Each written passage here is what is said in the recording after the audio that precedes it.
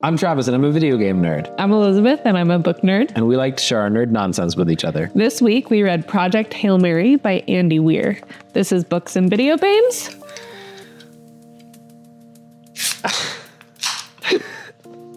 Let's get into it.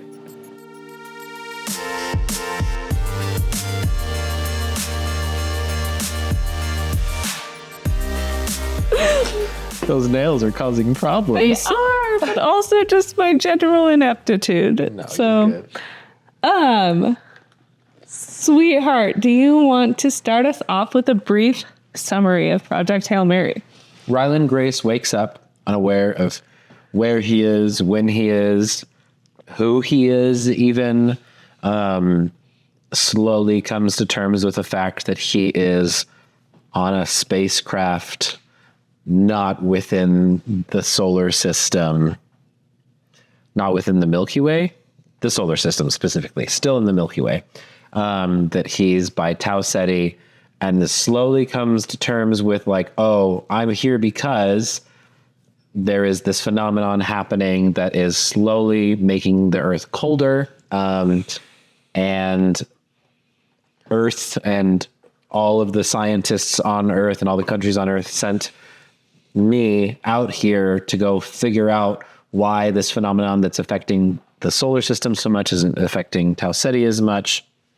Along the way, he meets a friend, or someone who becomes a friend. And yeah, it's a basic summary of it. I don't know. It sounds great. Deep into it. Yeah, I think that's great. Let's start out talking about our audio narrator, Ray Porter. What did you think of Ray Porter? So good. He does such a good job. Okay, so like one of the issues that you often run into with male narrators is they will try to do the feminine voices and they'll try to make it sound feminine. I feel like he does a good job of being like, I know I don't sound like a woman, but here's some distinct voices that are like definitely female.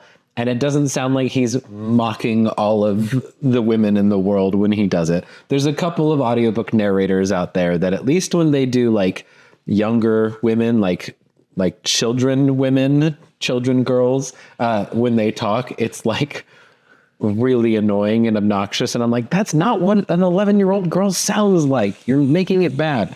But he does a great job with the female voices, at least making them distinctive. He does a great job with different accents, because there's a bunch of different scientists and people from all over the world that kind of come together in this project. And he does an especially good job, I think, with Rocky. I don't know what their method was there for tonations. Do you think that was actually Ray Porter doing that? Or do you think that they had a musician? I think that there probably was a musician. I don't know. I've been meaning to look this up. Bad on me for not doing it before this. What the heck, Travis? What did you think? Because you've listened to the whole book now. I have listened to the whole book, which is atypical for her. Yeah, I don't like audiobooks because I can zone out way too easily. And it's really hard to find where you're at. So whereas with a physical book, it's a lot easier. I'm like, oh, I'm 2/3 of the way through the book. That's 2/3 of the way through the book or whatever. But I found that with books that I've already read, I can listen to them again. That's fair. And it's easier because I've already got a feel for the book. I really enjoyed it. I agree. I think Ray Porter did a fabulous job. I felt like everyone was really distinct, that there was a lot of personality, even when it was more of a third person narration. I felt like there was still a lot of personality, that, so some narrators when it's third person are just really flat. And I think that he did a great job of having it be really dynamic. I agree that the Rocky stuff was fun. Yeah. I think that though, I think you were way more excited about that than I am. Like, I think it's fun and I think it's interesting, but I also felt like the notes on the physical page did a good job of it as well. That's fair. It's interesting because like when you see discussions about this book online, you see a lot of people who are like, hey, I don't necessarily normally recommend the audiobook, but for this book in particular, you've got to listen to it. It's one you have to listen to. And I will say, I do think at some point, this is the second time we've both gone through this book. Yeah. And at some point during the first time that we both went through the book, I like took a pause and I showed her like, hey, this is what Rocky sounds like. And I think that that can be an enriching experience. Yes. I can see, it sounds like what you're saying though, is like, you don't have to listen to the whole thing the whole time that way. Knowing it sounds like that, you can then kind of like mimic it in your mind and kind of let it be there if you needed it. That's helpful. Yeah. But also I think that audio can be limiting. Like, obviously, I think they did a good job and everything, but, you know, it's not necessarily, I don't know how to describe it. Like, when it's in your imagination, you can make it however you want. And once you hear it, it takes something away. It's the same way that I feel about movie adaptations of books. Which Coming up on this one. Yeah. But it takes away a little bit of your imagination, which is, I think some people need that. Some people need a little bit more express understanding. And for me, I don't necessarily. Yeah. So like, yes, it's interesting. It's interesting to hear their interpretation and everything. But do you have to listen to the book or else you won't understand? No. Because I know what music sounds like. I know what notes sound like. I have in my mind a picture of what Rocky sounded like. Yeah. So, yeah, I don't know. The book versus audiobook conversation is one that we get into a lot. So yes. Sorry if this is like old news to all y'all. Very redundant. Constant conversation with us. Yeah, that's fair. This feels like the first book I recommended to you that really, really took off with you. I recommended books even before we started this channel. And this was one of the first ones that I felt like I was like, Travis, you have to read this. Yeah. And the minute you started, you were like, yeah, I have to read this. And it didn't feel like there was any like real convincing. You were just like in it and you were about it. And would you agree with that assessment? Do you feel like that's accurate? I think that's accurate. I will say that many of my favorite books tend to be sci-fi. Mm-hmm. And I'm not like I don't read that much. That's the whole point of this channel, right? Is that I don't read that much and I need to get more into it. Most of the books that I have read, not most of them, but a lot of the books that I've read are Star Wars books, which are inherently sci-fi. Mm-hmm. And so there is that element to it. I like though that obviously this is, while sci-fi, it's not quite as out there as Star Wars, because Star Wars is sci-fi bordering on fantasy in a way.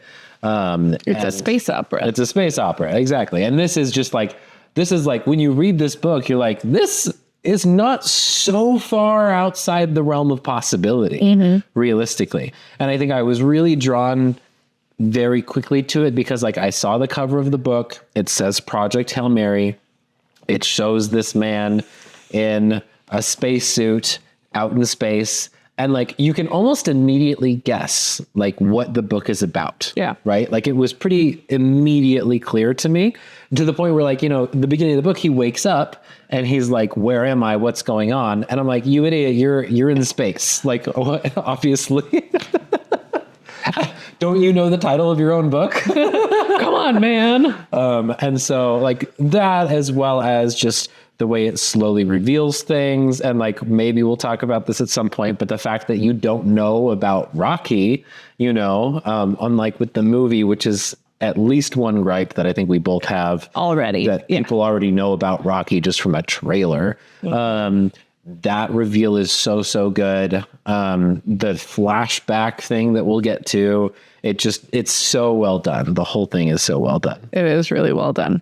I do have to ask, because I can't remember, have you read The Martian or have you only seen the movie? I've only seen the movie. Okay. Got to do that one. You do have to do that one. I wish you had read it before this one, because comparatively, The Martian is so still better. really, really good. I loved The Martian, but I think that there is an element of just ironically humanity in this that is really powerful. You mentioned the science and how it's a lot more real than, like, say, Star Wars that gets into a fantasy realm. How did the science feel to you? Did it feel real? Did you get bored with it? Were you following along? Like, where are you at as a more logically minded person? It's interesting because I saw, I think, a TikTok video or something of somebody who was like trying to get into the book, but was getting really hung up about the science because they found it boring and they didn't understand what was going on. And like, I don't understand everything that they're saying, but I feel like it's well researched enough that the line between science and pseudoscience is blurry enough that it's like, you don't have to suspend disbelief so much. Like, it's really clear, I think, what they're portraying, like what the author is like getting at. And I feel like that aspect of it is actually one of the better aspects of this book. And this book does that better than quite a few books that I've read personally. That's fair. Did you ever find it boring? No, but I also think the line between science and pseudoscience for me doesn't exist, because I'm just like, I don't know. Any of that can be real. And to be clear, I don't know necessarily at what point. Yeah. You know, I know that there is a point in this book, obviously, like, that there is some pseudoscience in there, but like, I don't Like know what that line is. astrophage in general. Yeah, exactly. But I think as more of a fantasy reader, I'm willing to accept pretty much any rules. I'm like, yeah, for sure. And like, are there points where I'm just like, yeah, whatever you say, my guy, totally. But I don't feel like I was bored by any of it. I was excited that it did feel well researched. It did feel very real. The rules of everything felt really exact, even though I can't say that I always understand them and was following it. I can't say that for most of the high fantasy either. So like, I don't know. I thought it was great. I thought it felt very real. It made me, I would say that it makes me feel smart. It makes me feel like I'm following things that I'm not actually probably following, but like, it feels good to read it and be like, I understand what's going on. I think that's a good point. I feel like it's more accessible than you would have expected for the amount of science that it has. Science fiction is, I feel like, one of those genres that can feel really inaccessible, just because there's like such a barrier to entry in terms of understanding, / maybe more often in terms of like things about this particular sci-fi universe that you have to know and understand. Like, I don't know, you start reading Dune and oh my gosh, it's just like the Butlerian Jihad and Arrakis, and like it's using all these terms that like are meaningless basically, but like you're kind of presumed to understand. And so the second time you read it, you're like, oh, okay, I know what this is, I know what that is, I know what that is. But this book, I feel like, is not a book where, like, having read it now twice, both of us, or listened to it twice, there are obviously things that you're going to pick up on the second time.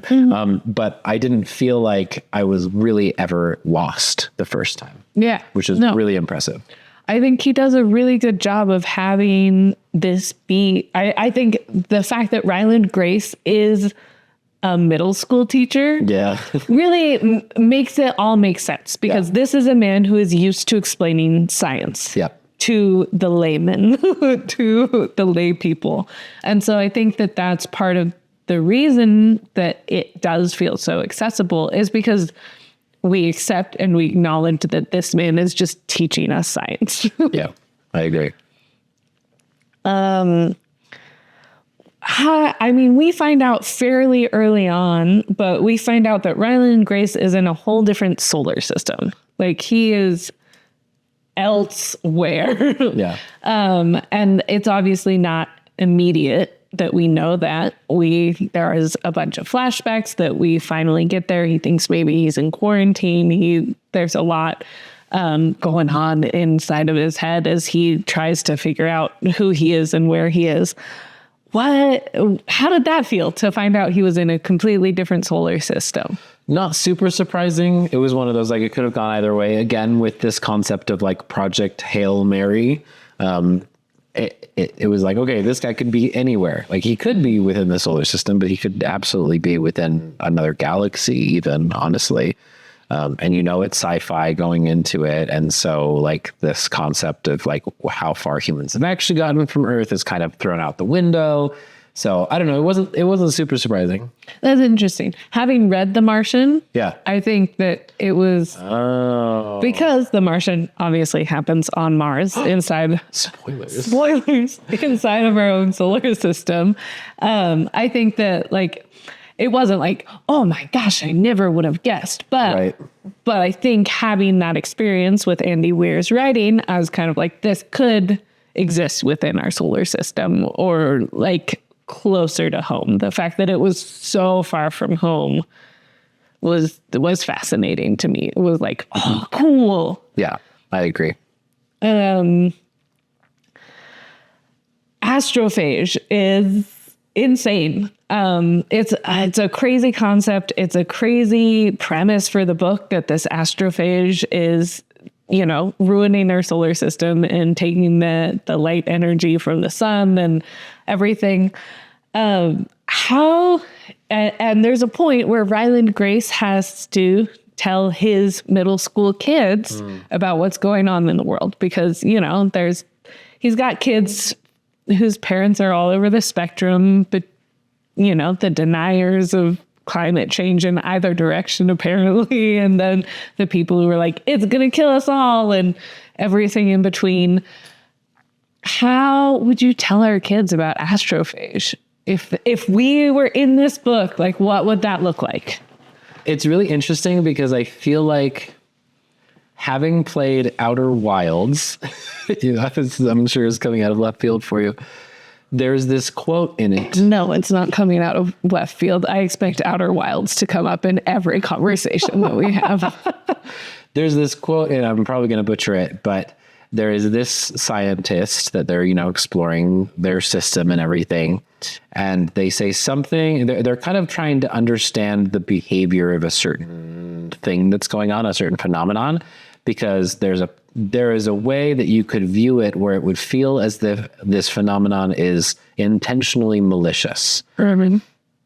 And after doing all of these studies and running around and trying to figure all this stuff out, they basically come to the conclusion that it is not that thing is malicious, but that the universe simply is, and we are. Mm-hmm. And I think through the journey of that game, like that quote out of any kind of context it feels very simplistic and it also feels kind of dismissive in a way.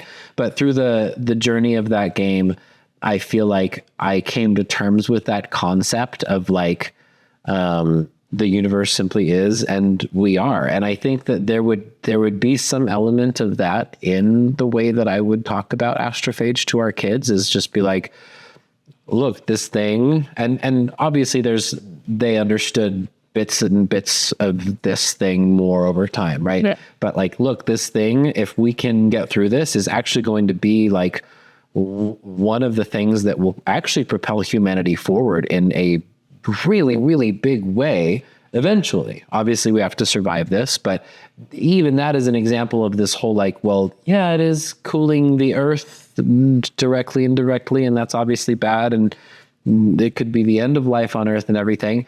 But if we can come together as a species, as a planet, and get through this, then actually we're going to be able to turn this into an opportunity like no other. And so there's both sides of that coin. There's this idea that like you could totally look at astrophage as like being the enemy, but also as a benefit. And at the end of the day, it really does feel like the universe simply is, and we are. I don't know. And with kids, obviously, everything feels big, right? Like, I think many of us know what it was like as a kid to learn about quicksand and be like, oh man, I'm going to have to deal with this at some point in my adult life, which, like, fun fact, probably not. Like, most of us will not have to deal with that. As a kid, everything feels big. Everything feels close. It's really interesting that you say that, because for the middle schoolers, it didn't feel close. When Dr. Grace, Mr. Grace, Ryland Grace explains this to him and says, like, in 26 years, they're like, as if I'll be dead by then. That's a good point. Yeah. So you're saying, oh, well, for kids, it feels so big. But for those kids, it felt so distant, so small, so not even their problem. That's a good point. That's a really good point. Yeah, it's interesting. That, as well as the whole, like, launching a bunch of nuclear warheads to keep the planet a little bit warmer or whatever. Yeah. They figured out ways around it and stuff. I don't know. It's a complex issue, and you have to treat everything with delicacy when you're talking to kids. Yeah. But yeah, I don't know. How would you? I think you have this really optimistic view of it all. And I don't think I would be that optimistic. Realistically, like, to a certain degree, we would have to prepare our children for the end of the world. Like, whether or not astrophage eventually has positive benefits and stuff, like, we don't know that Project Hail Mary is going to work. We don't know how long we have. By estimations, half of the population could be dead before they're even sending a probe back to us, Yep. So regardless of whether or not the world is better because we discover astrophage, we might die. There's a very good chance that we die. Yep. And I would feel the need to be honest with our kids about that. I think back to 9/11. And obviously that was not a world-ending event, and it didn't affect everyone in the world, but at the outset, we didn't know. Yeah, we didn't know, but also as a US citizen, it was very scary. Yeah. And we were kids. We were just kids. We're younger millennials. But I remember, my parents, I remember asking them, like, well, what if airplanes come here? And they were like, that might happen. We can't tell you that that's not going to happen because we've just watched it happen on TV, right? And, we grew up in Southern California. We were not super close to LA, but close enough to LA that if something was headed for LA and people fought back, maybe our area would be the landing spot, which would be less decimation than LA per square foot and everything, but would still be rough. Or we were close to Disneyland, even closer to Disneyland than LA. Like, what if Disneyland was targeted?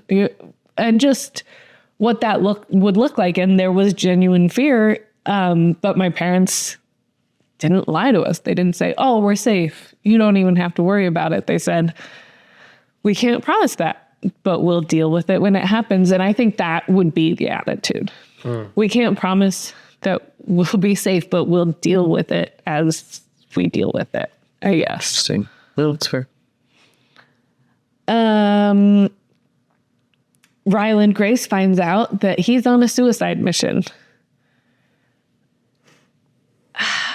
And didn't know that for a while. We see him doing stuff before he realizes that he's not going home. How would you feel about that?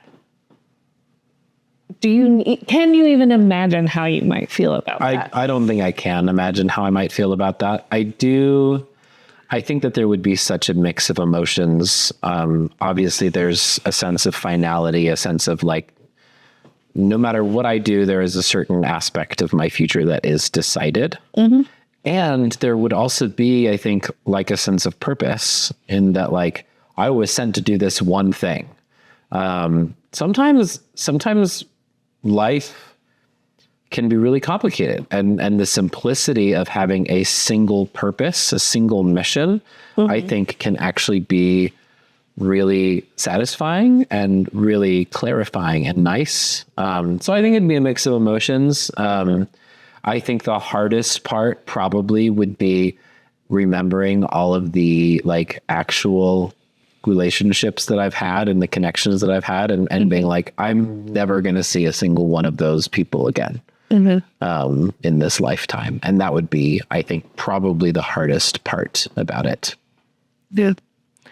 So we've talked a little bit about the fact that all of this is happening through flashbacks of memory. And we're discovering technically, right along with Ryland Grace, what has happened to him. What did you think of that as a literary tactic? It was perfect. It was the best way to tell this story, realistically. The pacing of it, the way that certain things were revealed in certain moments, right up until that last revelation that, like, oh, by the way, he didn't make this choice. All of it was perfect, honestly. I feel like it was exactly the right way to tell the story. I have no notes. Perfection. Period. Do you think the world would actually come together in the way that they do in the book if we were facing imminent destruction? Maybe I'm an optimist, but I do. I really do. I think that something like that really unifies people. Well, it either very, very strongly unifies them or very, very strongly tears them apart. And I think that there, no matter what, there would be elements of both. But we see it sometimes on a worldwide scale. We see it sometimes on a national scale with like the space race, for example. But even with the space race, there were partnerships with other countries, albeit not like the USSR or whatever, but with other countries that enabled us to do what we were able to do in as short a time as we were able to do it.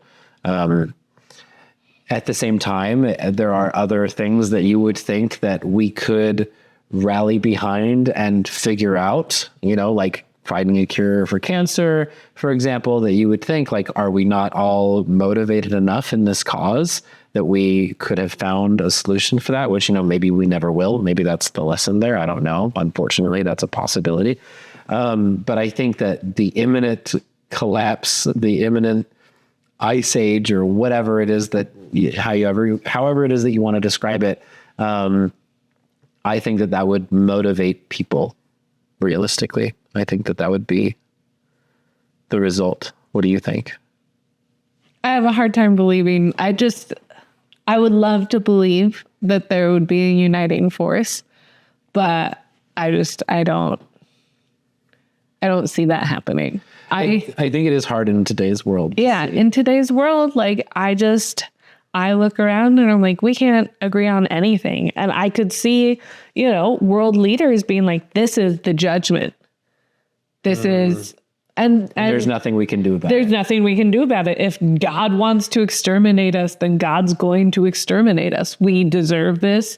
Or they'd say, this is all your fault. They would point to other nations, other religions, other whatever, and say, you've brought this upon us because of your sin, or, whatever.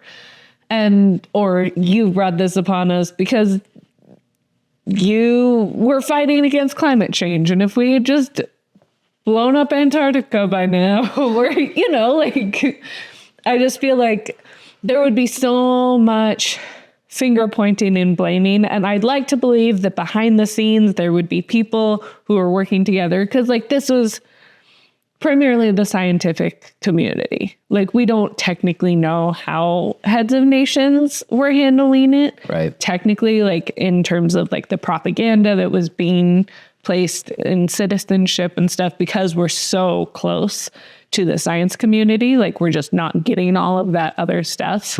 Once Ryland Grace like commits to studying astrophage, we're then right there with Stratt. But yeah, I don't know. I think I have a hard time picturing that. And I would love it if we could, and it would bring me so much joy. But I don't know how to hope for that in today's climate. I think, there's the optimist part of me kind of sees like the egos of today's world, the egos specifically in the leadership of today's world. And the optimist part of me is like, hopefully their egos would lead them to be like, well, our country's going to play the biggest part in making this happen, and almost make it like a competition for good kind of a thing. And hopefully that would be the case. Like, obviously I can't know, and we can't know.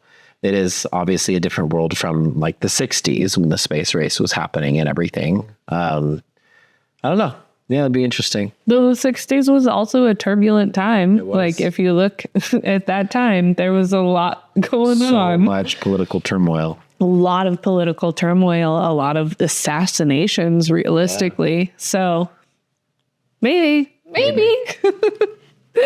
On to happier topics. I completely forgot after reading this book the first time that Rocky wears clothes at any point. But Rocky is always wearing clothes. From the first moment he's introduced, he's wearing clothes. And did you remember this? And why do you think he wears... What's the purpose of clothing if you are like a rock structure? I know. It's so interesting, right? Because they make all of these comparisons between humans and... Iridians, thank you.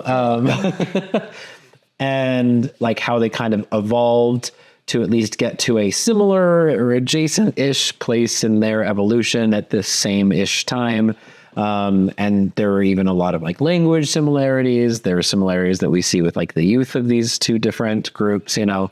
And so I think it's feasible to assume that there could be similarities in terms of like general culture, that could even tie into things like how they dress themselves. Because without clothing, there is less of a way to distinguish yourself.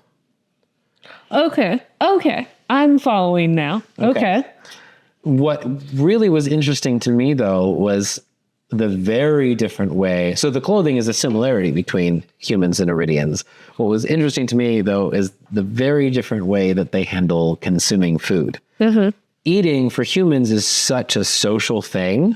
It doesn't like have to be. Obviously, people eat alone and stuff, but like developing recipes, trying new things, trying things together and experiencing those things together. And for Iridians, it's just like this social taboo to ever eat in front of somebody else. And so it's kind of interesting to see the different like social things between humans and Iridians. But if we pooped out of our mouth just before we ate, do you not think that we would have developed a similar culture? We do consider excretions as a private matter. She's gesturing to our bathroom. Yeah. There's a bathroom right there.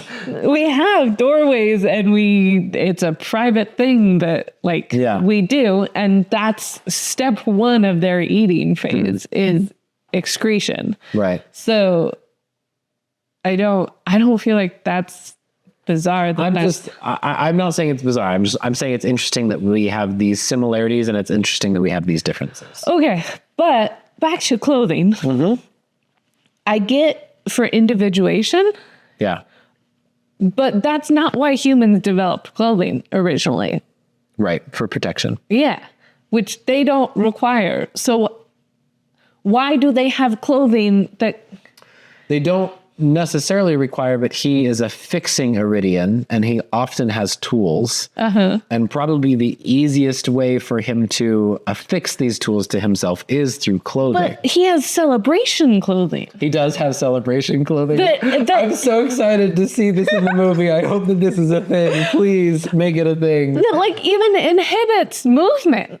His celebration clothing is not functional. Like how would that develop? But maybe the intentional lack of functionality shows just how much of a celebration it is that they're experiencing. See.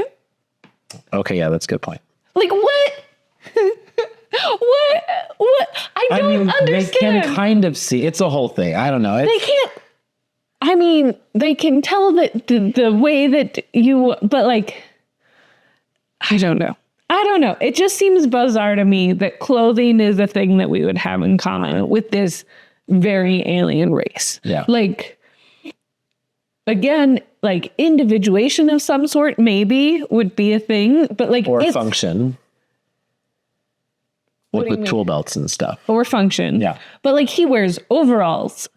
He wears celebration clothing. Yeah. Like that's just bizarre to me. That's bizarre to me. It's the one thing about the Iridians that I'm like, wait, explain this to me. Yeah. No one's explaining this to me. We just are accepting that this. Andy, tell us what's up. Andy, we're just accepting that they're wearing clothes. And like, do I think it's adorable? Do I love that that's a personality trait that Rocky gets all dressed up? Absolutely. Absolutely. But do I understand how that would have developed in a culture that doesn't require it? That doesn't require clothing for protection because they're wrong. That can't see. So like color and fit and like all of that is so not a thing. Yeah. Like yeah. what is fashion? And like Ryland at some point like acknowledges like, oh, the baubles or bits on his celebration outfit must be like really pleasing for their sonar or whatever. And like, I get that. But how did they get to the point of putting on clothes? Just like what was the first, why? I have to imagine that the Iridians, as they read this book from their perspective, would have similar questions about humans. They'd be like, why do humans do this or that or whatever that feels so innate and human to us? But I'm sure that they would, but also like, I don't know. I can't think of what it would be. No, because we're human. Yeah. Anyways, it's fine. I just completely forgot about crash out for sure. I completely forgot about it. And so when we're first introduced to Rocky and he's like, and he's wearing overalls, I'm like, why? What? Because I don't, and maybe not always, but like since the first time I read this book, whenever that was a year or two ago, yeah, I pictured a naked Rocky and I had to like evaluate my whole brain and put clothes on him. And I feel like, at least from what we've seen in the trailer, also, I don't feel like we've seen a clothed Rocky. So I'm also like, are they just throwing that out? I don't know. We'll see. That'll be in our movie review. Coming soon. Coming soon to YouTube near you. What do you think of the relationship between Ryland and Rocky? I love it. It's so good. Do you feel like it's realistic that the two such different species would develop such a close bond?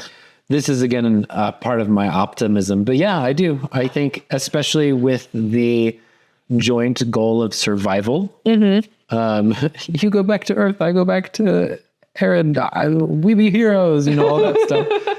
Save our people. I think so. I think that definitely it's within the realm of possibility, especially like after you make that initial contact and realize that like there's no intention of harm one towards the other. Like, why would you not? Obviously there's going to be some differences in how you communicate and in like tonalities of conversations and stuff like that, and how you perceive the world, the universe around you. But at the end of the day, you're trying to survive. And if you're trying to survive and you don't have any natural competition between the two of you, why would you not work together? I think their natural loneliness as well, the fact that they were alone, and like Rocky was alone for a long time. I think that also breeds familiarity. Like you need someone. Yep. And so I think it's realistic. I know I was a pessimist before, but in terms of this unique experience where a solo human and a solo alien meet, yeah, I think we'd bond. We as humans, we pack bond with anything and everything. So like no question that at least Ryland's gonna be like, this is my best friend. That's a good point. We personify the most ridiculous Yeah, things. like we name our vacuum, our robot vacuum. Anthropomorphize, the word I was actually looking for. But yeah. Yes. And I love their relationship as well. I think it's so sweet. I think it's my favorite part of the book. And for the record, when I first read the book and we got to the point where there was going to be like sentient alien life, I was like, oh no, please don't do this, Andy. You're going to ruin everything. And it ended up being just the most delightful part of the book. Yeah. I could not have wished for anything more than that. Do you think it's fair that Stratt, after doing everything to save the world, will likely rot in jail for the rest of her days? I'm so on the fence about this one. So on the fence. Because on the one hand, she did so many awful things. Mm-hmm. And on the other hand, she did so many things that saved humanity, realistically. So tell me what you think that she did that was awful. She forced Ryland Grace other than that one. Suicide mission. Other than that one, because when she says this... Multiple warhead nuked Antarctica. Was it Antarctica or the North Pole? Or Antarctica. Okay, Antarctica. Yeah. Okay, she did, but... all for the good of humanity. And that's the whole point. But like, no one was hurt by that. She, like, is that really a terrible thing? Like, what... Yeah, no. Because like terrible is relative, but like the only thing that I feel like she does that's truly terrible is when she forces Ryland onto a suicide mission. Which again, if she hadn't, humanity would not have survived. Yeah, no, I think it's justified.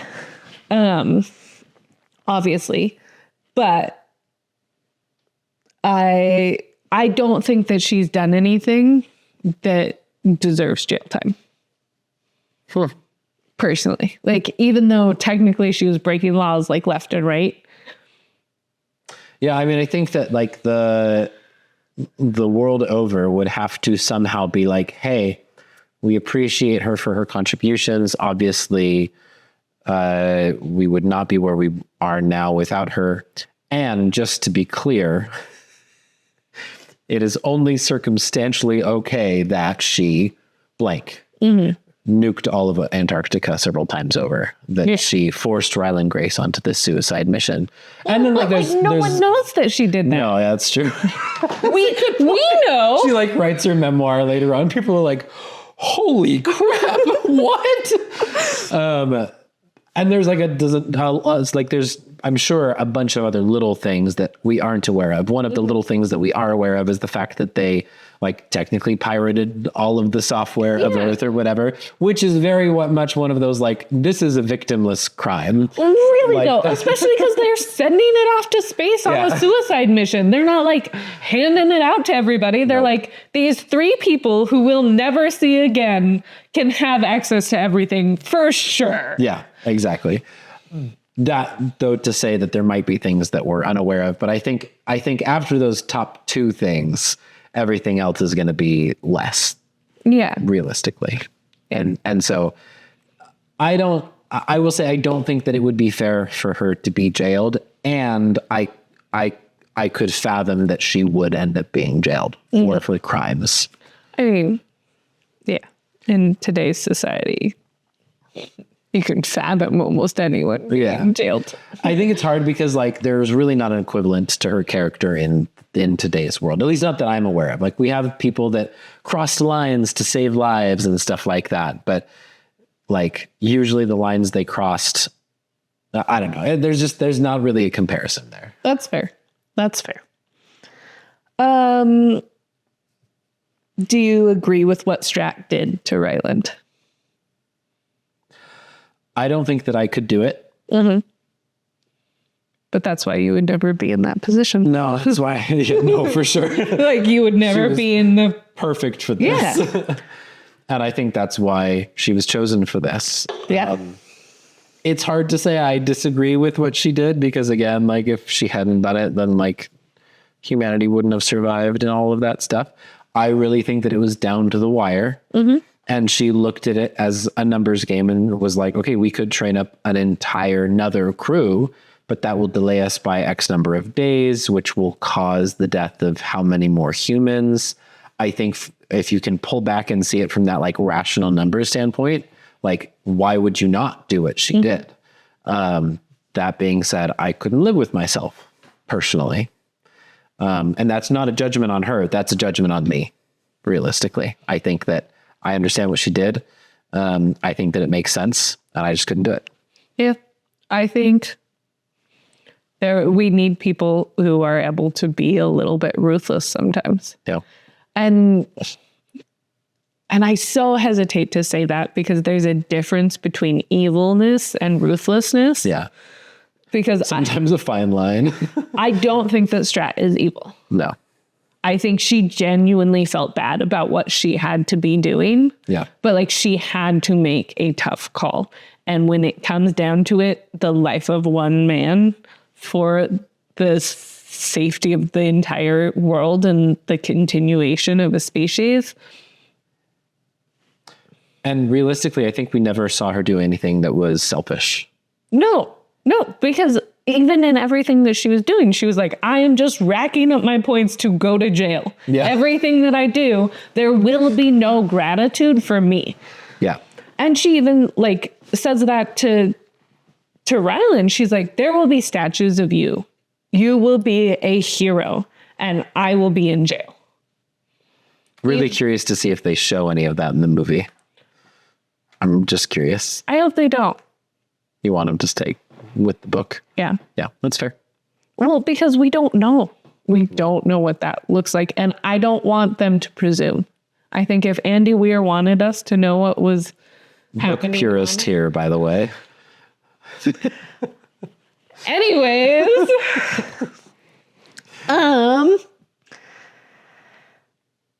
Tell me. So we see Rocky save Ryland, risk his life to save Ryland. He leaves his enclosure inside of the ship to go and save Ryland when they're above Adrian. What were your thoughts about that? Oh, I don't know. I'm going to cry. It's such a wonderful thought. And this is the optimist in me that I could picture this actually being the case, that a creature of an entirely different species from an entirely different system would do something like that, would basically put the survival of an individual and their kind over the survival of themselves and their own kind. Oh. I don't think Rocky was putting the survival of his kind at risk, though. You think that he figured like, oh, Grace will find a way? Yeah, he even says... He does say, save Earth, save Arid. Yeah. I think he truly believes that Ryland is more important as the scientist than he is as the engineer. Interesting. That he, in that moment, sees Ryland dying and he's like, I don't have the science to solve these problems. Yeah. So Ryland has to survive. And if that means that I die, well, then that means that I die. Yeah. Really selfless of him. So selfless. And just a really powerful statement, I think. Yeah. And I think, obviously Rocky isn't human, but I think it's a really humanizing moment to see him make that choice and that decision.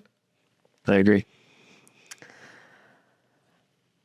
Were you surprised then that Ryland, after finding out that he chose not to save Earth at the cost of his life, did choose to save Rocky in exchange for his own life. He fully believed that in going to save Rocky and the Iridians, that he was going to die. Something that, when faced with it the first time, when Stratt gave him that choice of a suicide mission to save all of Earth, he was like, heck no, I'm staying here. Were you surprised? I don't think I was. No? I think that Ryland Grace is in his environment.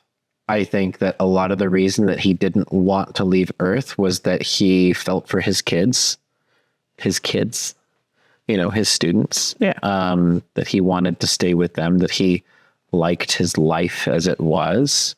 And that I think that a lot of the reason that he did what he did towards the end was that he had experienced all of these things with Rocky and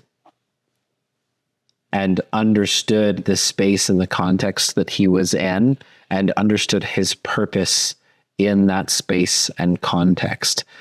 I do think that it is in part due to the fact that he didn't remember that he hadn't actually chosen the mission until much later. I think that if he woke up with all of his memories intact, then that could have played out very, very differently, right? Because he kind of starts off with this like purpose-driven mindset. And then after being very much down that path for a long time with another living creature of a different species from a different place, is when he remembers the actual truth of the matter. By then, he's like in way too deep. But again, he's kind of entrenched himself into the context of that situation. So I think that he's, I wasn't super surprised. I would have honestly been surprised if something else had happened by some other outcome. Were you surprised? No, I wouldn't say that I was surprised having watched it all play out. I do think it's really interesting to consider what character development occurred in between the first choice and the second choice. Because character development obviously happened. And it wasn't even necessarily conscious. Character development is a huge part of it, is that like he didn't know that he didn't choose this, but we see him when Rocky tells him that he's going to survive. That is a huge moment for him. That's true. And even though he consciously thought that he was willing to make that sacrifice, I think subconsciously, like, what a relief. Like, he didn't even subconsciously know that he was hoping for that, that was ultimately his biggest thing. Again, because I think he was lost in that context. Yeah. He was at. Yeah. And so, I don't know. It's just really interesting, I think, to consider that and consider as well, towards the end of the book, he says, Rocky is my best friend. And not just like, and Rocky is also the best friend I've ever had. There wasn't anything for him on Earth. And I think it's really interesting because he didn't have anything necessarily to live for on Earth, but he also didn't have anything to die for on Earth. Whereas he found something to live for and something to die for in Rocky, which I think is really beautiful. Like I don't know. It's really cool to see this relationship develop between himself and Rocky that is enough for him to want to risk his life. I agree. Well said. Are you happy with the ending? So happy with the ending. There's so many good moments. It's just jam-packed with like plot wins and character wins. The like you finding out that Earth is going to be okay, knowing that he also helped save Arid, finding out that Adrian waited for Rocky and that he's going to go watch her sleep. Listening to him hum notes instead of say numbers. He gets to be a teacher again. The me burgers, like it's so chock full of goodness. You love the me burgers? I just thought it was so funny. It was so good. It was like perfect. It was the right amount of like, I think, comedic like addition to all of the more serious ish aspects of the ending. It was perfect. Like I'm one of those people who like, you get to the end of a book like this and you wonder, like, did they make statues for Grace? Did Stratt end up in prison? Did humanity need this boon to solve the problem? Or did they maybe independently solve it themselves somehow? Feels unlikely, but like timing wise, I don't think necessarily either. But at the same time, like how long has he been away? They call it Project Hail Mary because they're like, this is our only hope. But it's not like they sent that off and they're like, well, we're going to just sit on our hands until he gets back or whatever, until the Beatles get back. Yeah, but like they wouldn't have any way to solve it on their own. Assuming Talmiba is the absolute only way to do it. Yes, that is true. How else? I don't know. Sci-fi, baby. There's lots of answers out there. No, there aren't. Are you happy with the ending? I am really happy with the ending. I loved it. I love a happy ending. And I feel like realistically, this is a happier ending than him returning to Earth.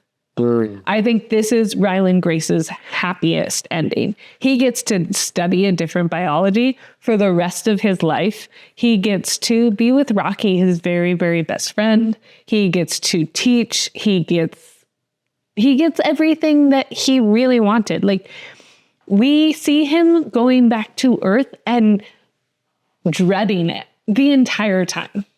Like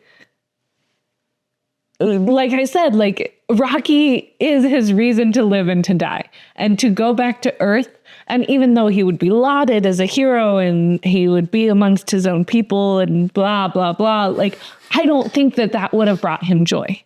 I think what brought him joy was getting this happy ending. Agree. And I think it's perfect. And I would much rather know what's going on Erin than on Earth. Realistically, like, knowing that the Earth is safe is all that matters to me. And we get that information. Because I almost don't want to know. I don't want to know what happened. Because bad things happened. Like, no matter, we know that Ryland saved them. But we also know that there was destruction, that there was a lot of bad things that were going to happen. And I think that it would be heartbreaking to go back after saving the world and having to deal with just the genuine human toll. That's a really good point that I hadn't thought about. If he had went back to Earth, we would have had to know at least some of those details. Versus him not going back to Earth, but just finding out later that Earth was okay. Keeps you focused on the actual mission. It keeps you focused on the joy. Yeah. Who would you recommend this book to and why? Everyone. It's hard to not recommend it to anyone. It's got everything that you need. It's maybe the most accessible sci-fi book I've ever read. It's got great characters. It's got such good character development. It's got such intrigue. It's got good science and pseudoscience. Just read the book. Read the book, dang it. And see the movie. We're going to be talking about the movie soon. Yeah. Who would you recommend this book to? Everyone. Also, I love it. I do recommend it to everyone. I'm like, have you tried? Also, please read it before the movie comes out. Please. Please. Thanks for joining us all. We love you. We love you. See ya.